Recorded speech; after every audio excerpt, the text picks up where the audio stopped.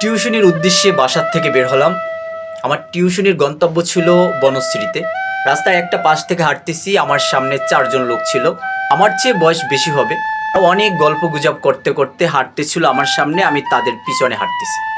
হঠাৎ করে একজন বন্ধু আর একজন বন্ধুকে বলা শুরু করলো, ভাবি তো অনেক দিন অসুস্থ, বাচ্চা হবে, আমি অনেক দিন পর্যন্ত কষ্ট করে থাকতেছি, এখন আর থাকতে পারছি না, আমার জন্য একটা মেয়ে ব্যবস্থা করে দে।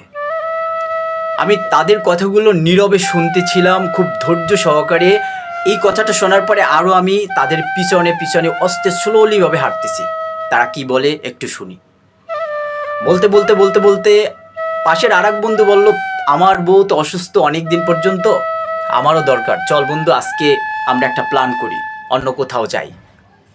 তো তারা এই ধরনের অনেক আলোচনা করলো।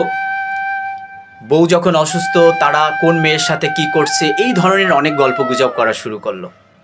তখন আমি নীরবে হাঁটতেছি আর ভাবতেছি যে এই মেয়েটা অসুস্থ, এই মেয়েটার একটা বাচ্চা হবে, মেয়েটা কত কঠিন সময় পার করছে, আর তার হাজবেন্ড কি প্ল্যান করছে। আদৌ যদি এই মেয়েটা এই খবর জানতে পারে কতটা কষ্ট পাবে, কতটা যন্ত্রণা নিয়ে এই স্বামীর ঘর করবে। তো আসলে এই পৃথিবীর যত মানুষ আছে তার চেয়ে আমি একজন নিকৃষ্ট মানুষ হিসেবে আমার কাছে খুব খারাপ লাগলো যে একজন ঘরের বউ, সে জানেও না তার স্বামী তার অজান্তে কি কি প্ল্যান করে যাচ্ছে। তার স্বামী অফিসে যাচ্ছে, অফিসে বসে কার সাথে কি করছে, রাস্তায় হাঁটছে, রাস্তায় বসে কোন মেয়ের দিকে কোন নজরে তাকাচ্ছে কিচ্ছু জানে না। অথচ দিন শেষে তারা একই বাসায় থাকছে, বউয়ের সাথে তারা মজা করছে, বউকে ব্যবহার করছে, অথচ বউ জানতেও পারছে না যে তার স্বামী, তার শখের স্বামী কি করছে।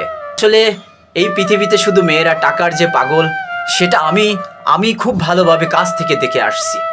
তারপরেও আমাকে অনেক ধরনের উপাধি দেওয়া হয়েছিল।